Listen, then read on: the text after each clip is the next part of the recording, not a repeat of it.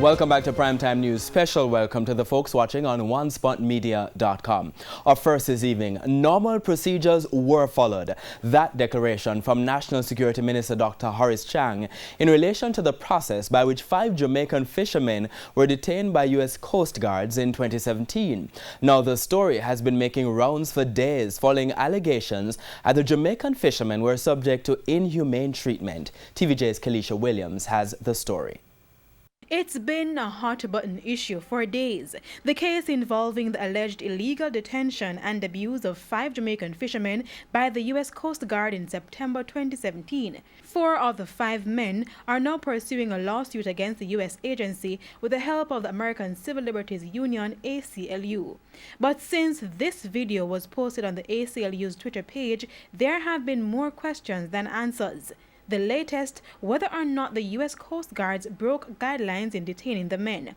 National Security Minister Dr. Horace Chang says no. Normal procedures were followed by the U.S. Coast Guard, and we responded within our legal framework of our agreement with the U.S. government, and we had no complaints from the men involved prior to this report. Absolutely no complaints. And there were always consular service in Miami, where there's a Shiprider police as well, was always available to the men. Those guidelines are documented in the Drug Trafficking Act, which gives the United States permission to board Jamaican vessels in Jamaican waters under suspicion that the occupants on board are engaged in illicit activities. In 2015, the Jamaican government waived the right to exercise jurisdiction over Jamaican nationals detained at sea in such activities by countries like the United States. The amendment not only gives the United States permission to intercept suspicious vessels, but allows for Jamaican nationals to be prosecuted in the United States.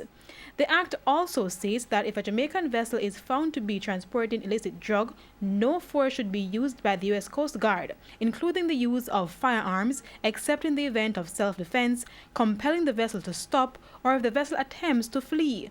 But according to the ACLU, the Jamaican fishermen were stripped naked, chained to the decks of the U.S. Coast Guard vessels, and made to lie in feces. Dr. Chang said the fishermen did not file a report to Jamaican authorities about the alleged mistreatment. There's a claim of some poor treatment, and I said they have acquired effective legal representatives of the state, so this is what the courts do. Kelisha Williams, TVJ News.